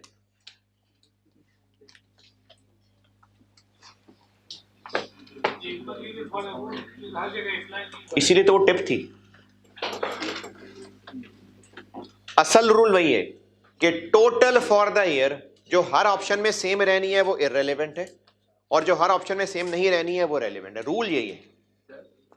सर अगर कोई चीज सेम रहेगी उसको हम इसमें डाल इन टोटल हाँ अगर हम इसको फिर भी इस फॉर्मेट में कैलकुलेशन में ऐड कर रहे हैं तो मार्क्स मार्क्स कटेंगे तो पता नहीं, लेकिन हो सकता है इस चीज़ के भी मार्क्स हो कि इनमें से वो ये फिगर कैसे कैलकुलेट कर रहे हैं, इन्हीं बजाय इसके कि इन दोनों को ऐड करने के नंबर इसको कैलकुलेट करने के नंबर हो, और जो उसको गलत कैलकुलेट कर रहा है लेकिन देख रहा है नहीं दो चीज़ें ठीक है चलो 1.5 नंबर दे देता हूँ, तो ये तो मार्किंग प्लान पे डिपेंड करता है। क्योंकि इस तरह तो फिर स्टूडेंट से एग्जामिनर ये टेस्ट नहीं कर पाएगा ना कि क्या रेलेवेंट इरेलेवेंट है, स्टूडेंट तो सारे खर्चे डाल लेगा, तो रेलेवेंट इरेलेवेंट की टेस्टिंग कैसे होगी। टोटल तो आप कर ही लेंगे, मैं बस ये 2 वर्किंग्स करके छोड़ रहा हूँ ये सवाल, टोटल टेबल तो बना ही लेंगे। होल्डिंग कॉस्ट में एक हो गया वेयर हाउसिंग, वो कितना है 25 इंटरेस्ट। अब इंटरेस्ट जो है वो 100 का 10% और 92 का 10%। 34.34 जी चाहे कोई भी केस आ जाए जब हम इसमें कंपैरिजन कर रहे होंगे जो फिजिकल एक मिनट एक बात और अब चूंकि डिस्काउंट आ रहा था प्राइस डिफरेंट थी, तो अब हमारे एंड टेबल के अंदर तीनों लाइनें आ जाएंगी, total purchase cost, total order cost, total holding cost. जी तो जो परचेज कॉस्ट है वो फिर भी हम एनुअल डिमांड के लिए ही दोनों साइड्स पे लिख रहे होंगे, यानी टोटल क्वांटिटी के लिए, नॉट क्यू। हाँ जी, परचेज कॉस्ट तो टोटल तो साल में एनुअल डिमांड खरीदनी है, इसलिए टोटल परचेज कॉस्ट तो एनुअल डिमांड पे ही लगनी है।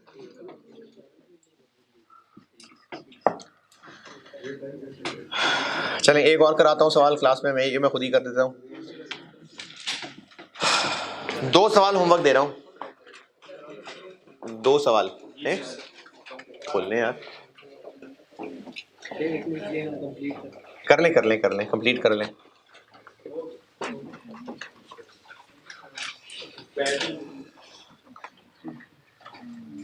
सर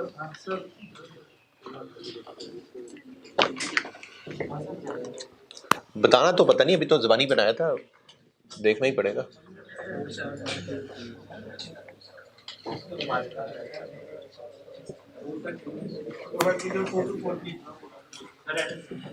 नहीं यार अब आ ही गया हूँ तो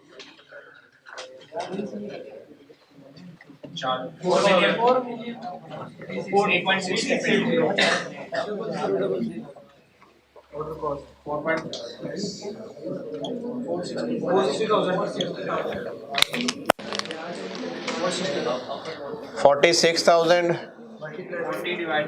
इंटू 40/4। अब OQ कहने की जरूरत ही नहीं है, अब तो पूरी वैल्यू लिख रहे हैं, या तो ऐसे कर लें, दिखाता हूँ 98 इंटू, या ये ब्रैकेट इस तरह बना लें, या फिर ऐसे कर लें कि OQ वर्किंग 1 में देख लो जाके इंटू 40,000 ओवर OQ। क्या आंसर है 392।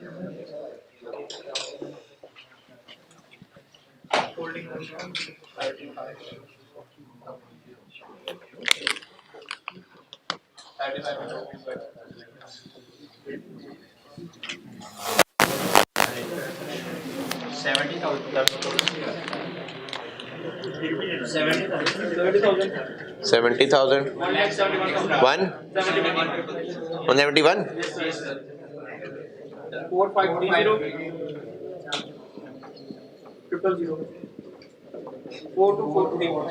42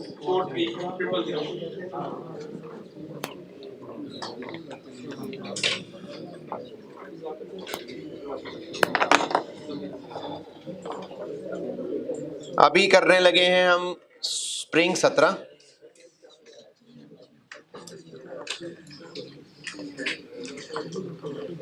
बल्कि पहले होमवर्क भी सुन लें। एक होमवर्क है स्प्रिंग 2020 क्वेश्चन नंबर 7।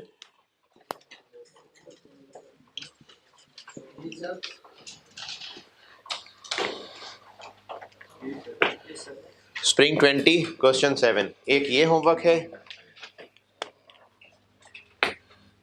और एक होमवर्क है क्वेश्चन नंबर 2 ऑटम 20। लेकिन ये सवाल आपने आई कैप के क्वेश्चन और आंसर को नहीं देखना, मैंने इसका क्वेश्चन भी अमेंड करके और आंसर ये आपको भी भेज दिया है। असल में इस क्वेश्चन में एग्जामिनर से एक थोड़ी सी टेक्निकल बोंगी बज गई थी और लिटरली मतलब वो वाकई एक ब्लंडर हो गया था और उसकी वजह से इसका खैर सलूशन भी बाद में आया था, वो सवाल का सलूशन भी बाद में उसको डिले कर दिया था और उसमें उस टेक्निकल बोंगी की वजह से इसमें क्वाड्रेटिक इक्वेशन बना के सवाल सॉल्व करना पड़ा था।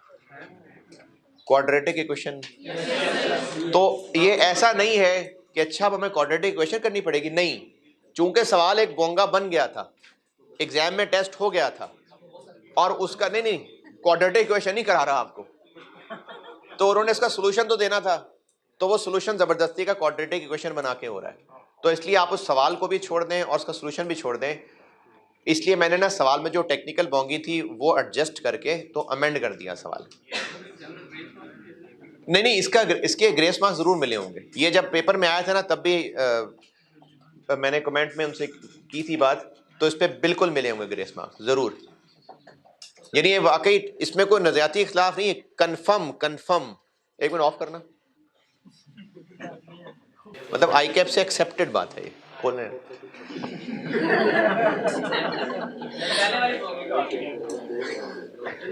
तो ये एक टेक्निकल गलती हो गई थी सवाल बनाने वाले से, लेकिन चूंकि पेपर हो गया तो अब उसका सलूशन तो देना था, तो वो एक जबरदस्ती का सलूशन है। ऑफ करना क्वेश्चन से ही होना था।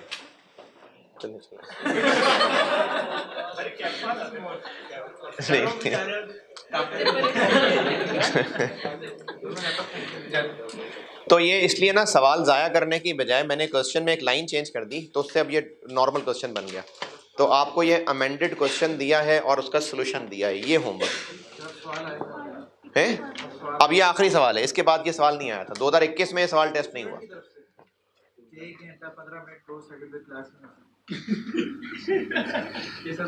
नहीं इतना गौर भी नहीं किया होगा किसी ने।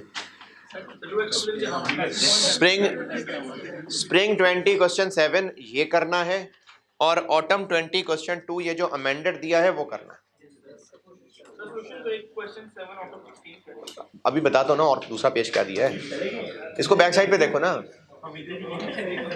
दूसरा वाला पेज, दूसरा वाला, उसी की बैक साइड, वो जो पहला पेज है वो क्वेश्चन है, उसकी बैक साइड पे आंसर है। ये 2 सवाल होमवर्क हैं। ओके और ये जो पेजेस आपको दिए हैं ये मोड़ तोड़ के कहीं बैग में रख लेंगे साइड पे ना, फिर दोबारा फरवरी में कहीं बैठेंगे, फिर ऑटम 20 खोल लेंगे, फिर देखते रहेंगे क्वाड्रेटिक क्वेश्चन है जो सर ने पढ़ाई नहीं। 2 सवाल ये होमवर्क है और ये जो आपको भी दूसरा पेज दिया है, ये ना कुछ बच्चों को मसला ये आ रहा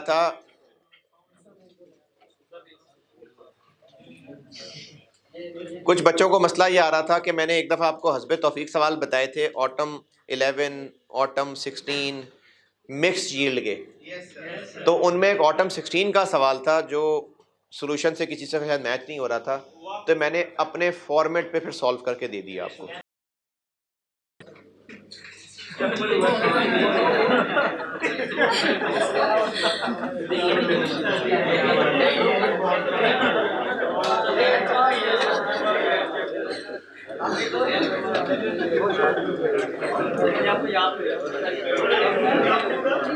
तो ये वो मिक्स यील्ड वाला सवाल था ऑटम 16 क्वेश्चन 7, ये उसका अपने फॉर्मेट पे एंड आंसर मैच करेगा आई कैप से, सिर्फ जिस फॉर्मेट से आपको सिखाया हुआ है उस पे सॉल्यूशन बना के दिया है।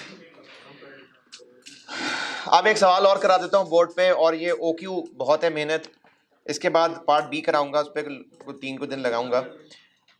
अभी हम करते हैं स्प्रिंग 17 क्वेश्चन नंबर 2, ये पढ़ने में करता हूँ बोर्ड पे। और एक हाँ, ये मैं आपको फिर कल परसों होमवर्क दे के कर लूँगा डिस्कस। एक और रहता है मज़ीद, वो फिर होमवर्क दे के डिस्कस कर लूँगा। अभी question number 2 spring 17 aroma hubs के नाम से, ये पढ़ लीजिए, मैं करता हूँ बोर्ड पे।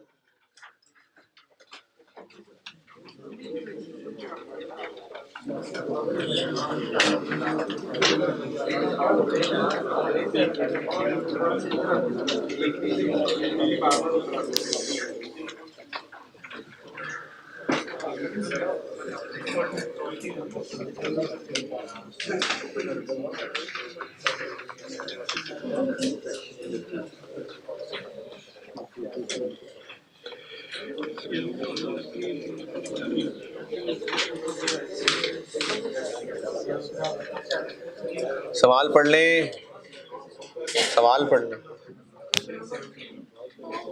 Question 2 spring 17।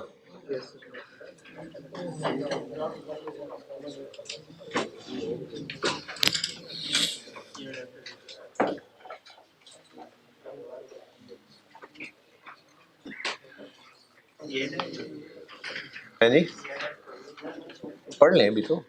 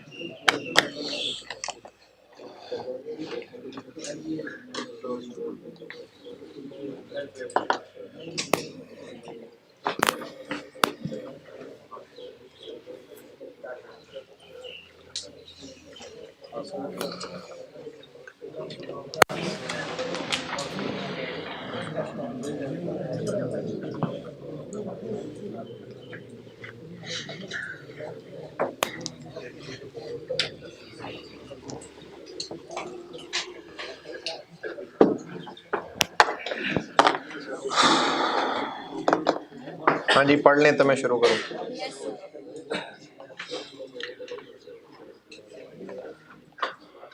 चलें ठीक है, पढ़ लिया। रिक्वायर्ड पार्ट ए की रिक्वायरमेंट ना समझ आई हो किसी को?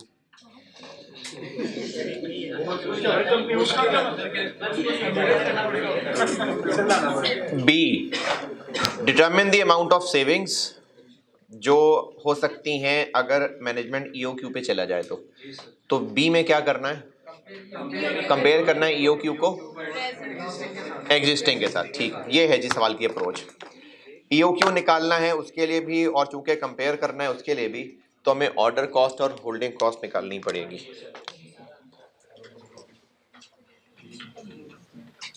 Question number 2 spring 17 2 into annual demand. Annual demand 60,000 kilo है, लेकिन आपको कोई फिनिश गुड्स का ओपनिंग क्लोजिंग स्टॉक तो नहीं बताया, तो बस फिर यही परचेज है। कितना है opening closing finish goods? Opening closing finish goods नहीं है ना, तो बस परचेज सेल बराबर है। तो ये जो सेल्स है यही परचेज है, क्योंकि ओपनिंग क्लोजिंग नहीं है। कितनी है भूल गया मैं, 60,000।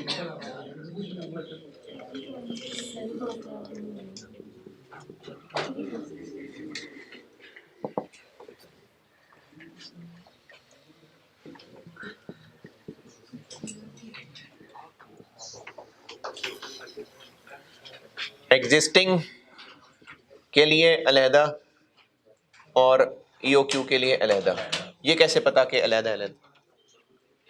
ऑर्डर कॉस्ट पॉइंट नंबर 6 में कहा हुआ है कि चेंज हो जाएगी, और होल्डिंग कॉस्ट भी दोनों की अलग अलग है। नहीं वो तो मैं देखता हूं, मैं तो भी सिर्फ ये कह रहा हूं कि order cost per order existing और ईओक्यू में डिफरेंट होगी या सेम होगी? डिफरेंट होगी, पॉइंट 6 में लिखा हुआ है। और होल्डिंग कॉस्ट भी दोनों में अलग अलग होगी कि नहीं? क्यों? क्योंकि इंटरेस्ट है और परचेज प्राइस भी दोनों की फर्क है, तो इसलिए ये भी दोनों की अलग अलग निकलेगी, ये भी दोनों की अलग अलग निकलेगी। इसी को इस्तेमाल करके ये ईओक्यू का भी आंसर निकाल लेंगे, और पार्ट बी में भी ये तो चाहिए ही। Interest, cost of financing, point number 4। अच्छा जी, चलें अब मैं सारे पॉइंट्स बताता हूँ एक एक करके। पहले पैराग्राफ में कहा हुआ है कि ये जो हर्बल टी है हम ये बेचते हैं, the T is imported on a 6 monthly basis. इसका क्या मतलब हुआ कि हम हर 6 महीने बाद मंगवाते हैं, यानी साल में कितनी दफा आते? 6 महीने, 2 दफा। ये है existing, the T is imported, ये एग्जिस्टिंग है, यानी हमारा एग्जिस्टिंग ओक्यू क्या हुआ? 30,000। साल में 2 दफा मंगवाते हैं तो 30-30 करके मंगवाते हैं। ये है एग्जिस्टिंग, जो पहली लाइन से पता चल रहा है। नहीं, पहली लाइन से पता चल रहा है, लेकिन पढ़ेंगे तो पता चलेगा। मैनेजमेंट इज कंसिडरिंग कि वो ईओक्यू पे शिफ्ट हो जाए, ठीक है। पॉइंट नंबर 1, एनुअल डिमांड आ गई और उसकी सेल प्राइस बताई है, होती रहे, हमें सेल प्राइस का क्या करना। Point number 2, C and F value. C and F value क्या होती है ये समझाता हूं। ये ना एक कमर्शियल टर्म है, कुछ और कमर्शियल टर्म्स भी बताता हूं, शायद एक और इनफैक्ट हो सकता है सवाल में आइंदा वो भी टेस्ट हो जाए कभी। एक टर्म होती है एक्स वर्क्स।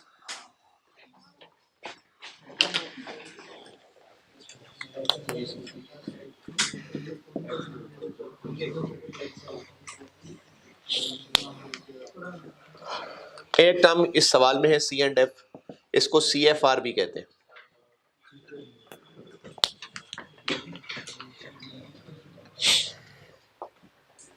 अगर आप बुक शॉप पे जाके बुक खरीदें और अगर आप उनसे कहें जी हमारे घर डिलीवर कर दें, तो प्राइस सेम चार्ज करेगा वो।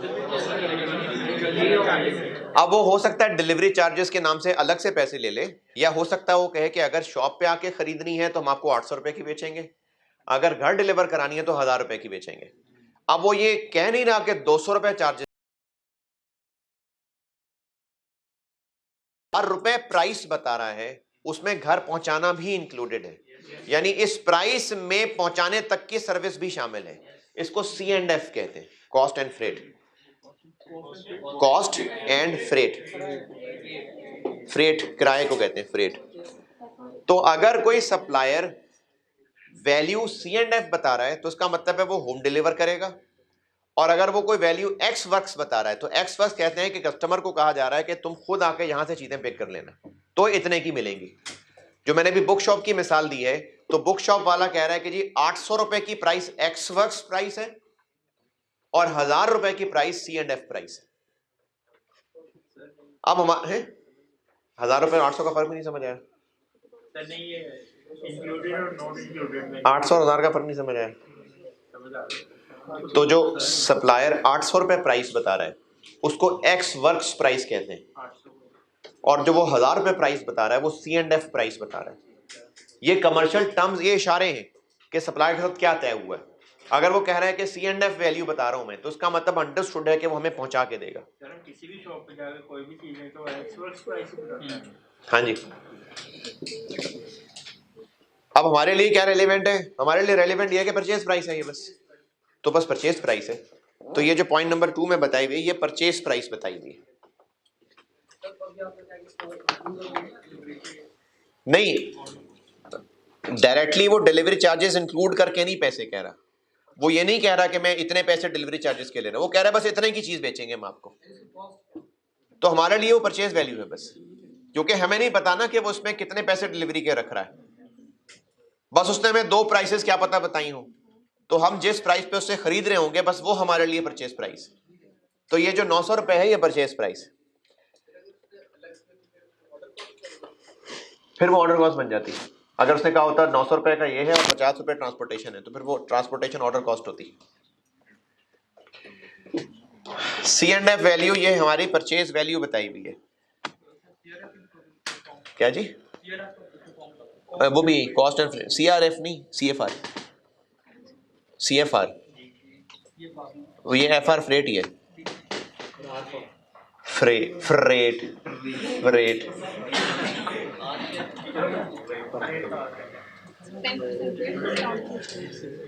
पॉइंट नंबर 2 समझा रहा हूं मैं। पॉइंट नंबर 2 में ये परचेज वैल्यू ही है 900। इसमें आगे मजीद हमने क्या ऐड करना है? 15% भी नहीं, वो रिफंडेबल है। चलें वो परचेज कॉस्ट निकालते हुए देखते हैं। पॉइंट नंबर 3 में कह रहा है कि EOQ पे अगर शिफ्ट कर गए तो हम ऑर्डर क्वांटिटी कम कर लेंगे। Use of EOQ would reduce the quantity पर ऑर्डर। OQ कम हो जाएगी तो सप्लायर पे गुस्सा कर जाएगा। तो सप्लायर क्या करेगा कि हमें जो पहले डिस्काउंट देता था अब वो डिस्काउंट कम कर देगा, क्योंकि ज्यादा चीजें खरीदते हैं तो वो खुश होकर डिस्काउंट देता है। तो अब अगर हम ऑर्डर साइज कम कर लेंगे तो फिर वो डिस्काउंट पे भी चेंज कर देगा। देख लेंगे। पॉइंट नंबर 4 पर मंथ है तो 12% पर ईयर हो गया, होल्डिंग कॉस्ट है। एनुअल होल्डिंग कॉस्ट है। पॉइंट नंबर 6 जी, इधर आप एक आधा क्वेश्चन में पर यूनिट या पर पीस एक बात है, मतलब को ऊपर देखिए उसके बाद अगर केजीस में आप यूनिट्स में ये पर केजी वाला वो पर यूनिट की तरह पर यूनिट ही है। इसमें तो बात ही सिर्फ इसकी हो रही है और कोई चीज ही नहीं है। अब आप इसको 320 रुपए पर केजी कह लें, पर यूनिट कह लें, एक ही बात है।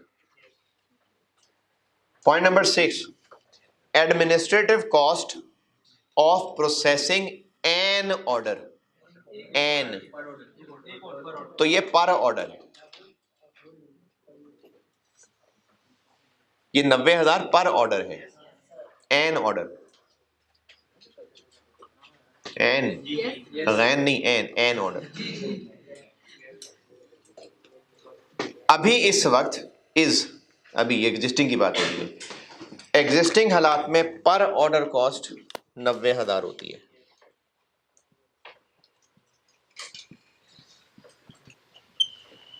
पर ऑर्डर। लेकिन चूंकि अब हम थोड़ी चीजें मंगवाया करेंगे तो पर ऑर्डर कॉस्ट कम हो जाएगी। कम होके कितनी हो जाएगी? 81,000।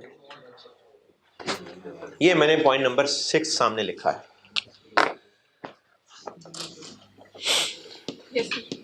ये हो गई पर ऑर्डर कॉस्ट।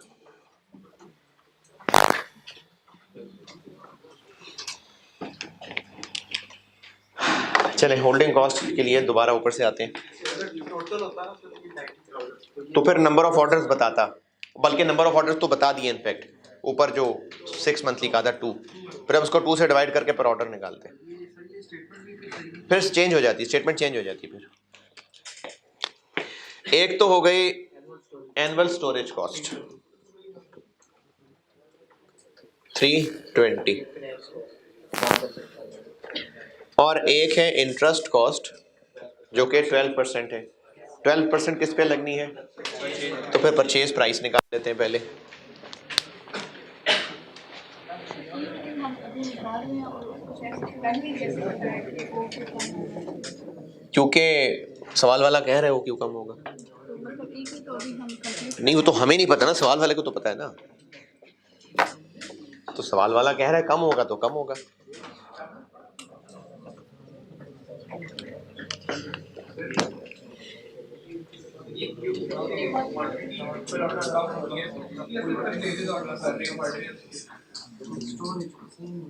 हाँ जी, परचेज ऑर्डर हाउस की वजह से बढ़ रहा है, क्योंकि ऑर्डर साइज हम कम करने लगे। अच्छा कैसे पता कम करने लगे, लिखा हुआ है, सवाल वाला कह रहा है कि कम हो जाएगा, तो नंबर ऑफ ऑर्डर्स बढ़ जाएंगे, नंबर ऑफ ऑर्डर्स बढ़ जाएंगे तो फिर इसलिए वो पर ऑर्डर कॉस्ट इतनी हो जाएगी।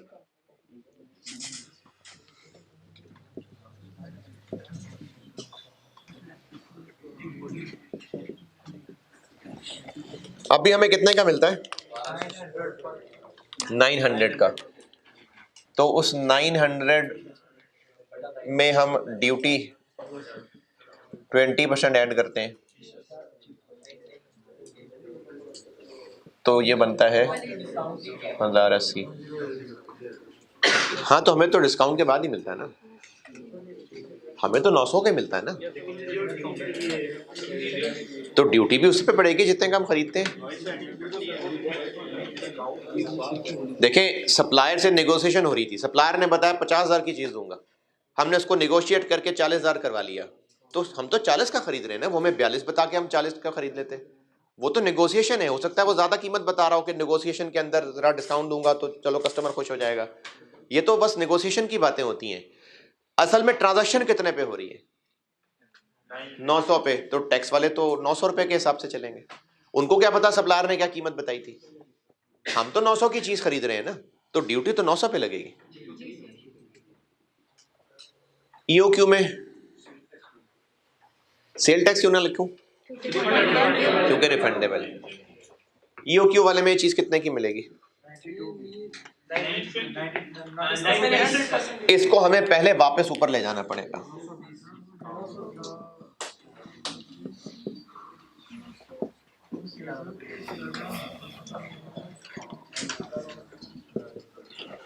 अभी 10% डिस्काउंट मिलता है तो 900 का होता है, कल को ये डिस्काउंट 10% की बजाय 8% होगा, तो फिर ये 920 का मिलेगा और फिर ड्यूटी पड़ेगी इस पे 184।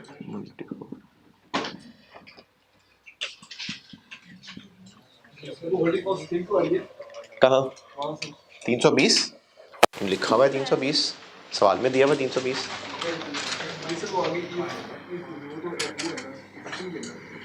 पॉइंट नंबर 5 में एनुअल स्टोरेज कॉस्ट 320 पर केजी है, तो ईओक्यू में चेंज हो जाएगी, ये कह रहे हैं आप, तो फिर वो बता देता कितनी चेंज हो जाएगी। 90 का भी तो बताया ना कि चेंज हो जाएगी, तो उसका भी बता देता।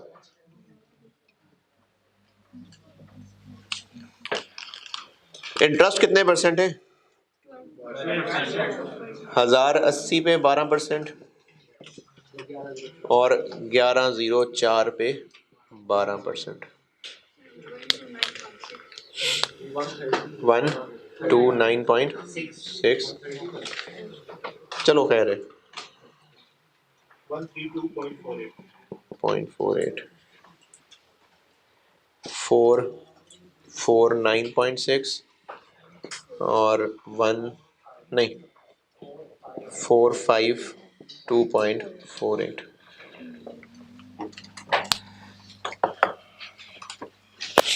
तो ईओक्यू हो जाएगी 452.48।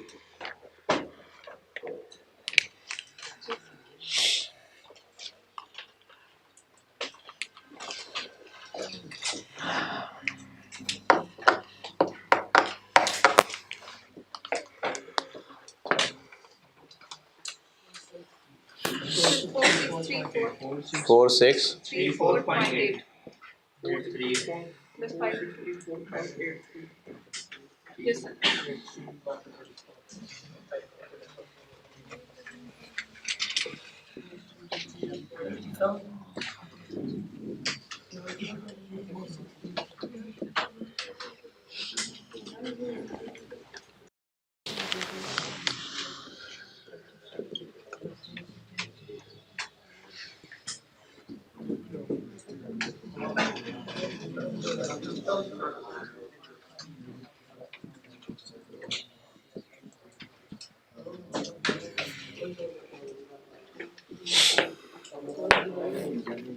60,000 into 1080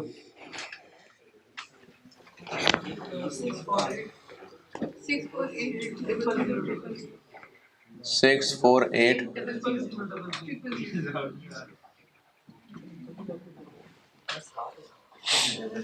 60,000 into 1104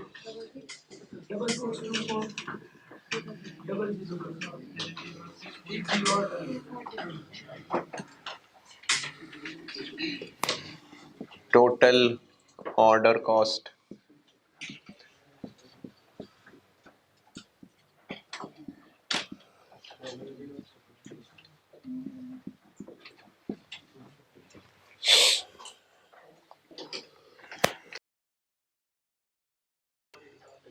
into 2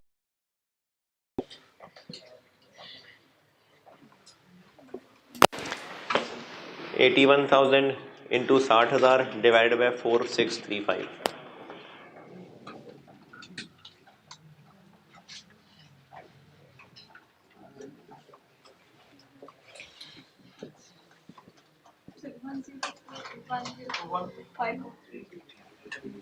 1048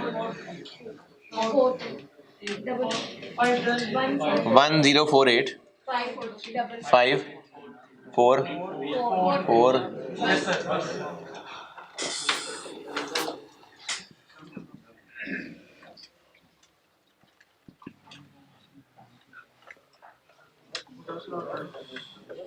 OQ by 2 plus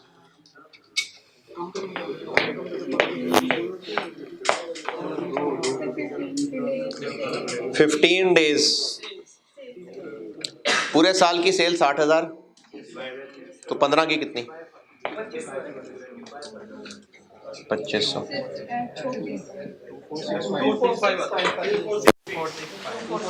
2465 360 से डिवाइड करें 365 सवाल में कुछ कहा तो नहीं है तो बस चाहे 360 कर लें चाहे 365 कर लें दोनों ठीक है कोई मसला नहीं है 360 से कर लें चलें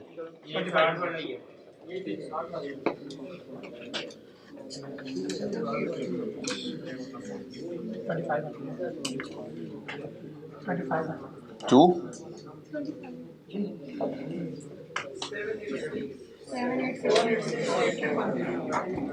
7 8 6 8 बहुत ज़्यादा नहीं होगी यही है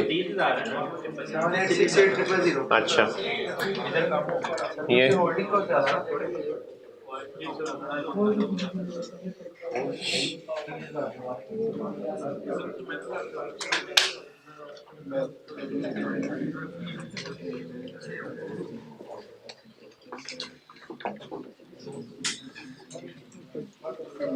217299822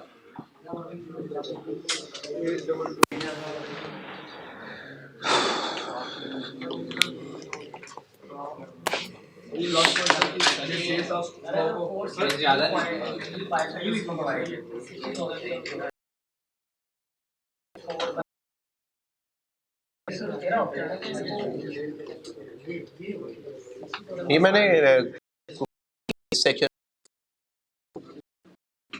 अच्छा पता नहीं शायद की थी तो दोबारा सुन लें नहीं तो आप सुन लें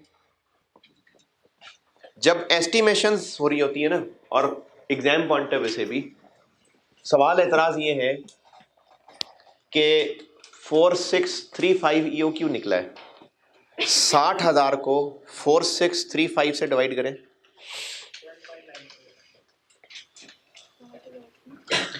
60,000 को 4635 से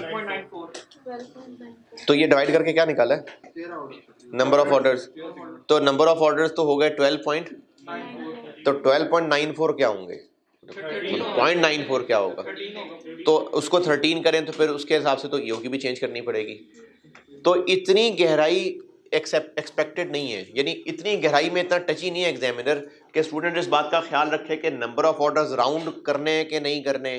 मैंने तो आपको एक ही फार्मूले के अंदर वैल्यूज बता दी, हम तो नंबर ऑफ ऑर्डर्स चेक भी नहीं कर रहे निकाल के, तो इसलिए कोई मसले वाली बात नहीं है। यानी ये कोई इशू नहीं है कि आप पहले उसको राउंड ऑफ करें, 13 ऑर्डर्स बनाएं, उसके बाद सवाल करें, नहीं, कोई मसला नहीं। आप फार्मूले में वैल्यूज पुट करें और एंड आंसर लिख दें। क्या जी? सेफ्टी स्टॉक लास्ट पॉइंट लिखा हुआ है कि बिजनेस की पॉलिसी है कि 15 दिन की सेल्स के बराबर वो सेफ्टी स्टॉक रखता है। तो एक दिन की सेल निकालने के लिए 60,000 डिवाइडेड बाय 360, 365 भी ठीक है, 360 भी ठीक है, साल में 365 दिन भी ठीक है, 360 भी ठीक है, दोनों बातें ठीक हैं।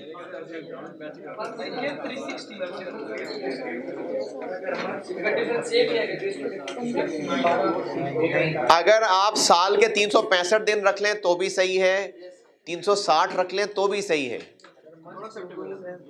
जी, बिल्कुल ठीक। 364 भी किसी ने रखना तो 364 भी रख लें। नहीं 300 नहीं, वो सवाल वाला कहेगा 300 तो फिर 360 कर लें, चलें बेशक आप। अहमद ये सवास्ता है जी, तकसीम 12 तकसीम 2 ठीक।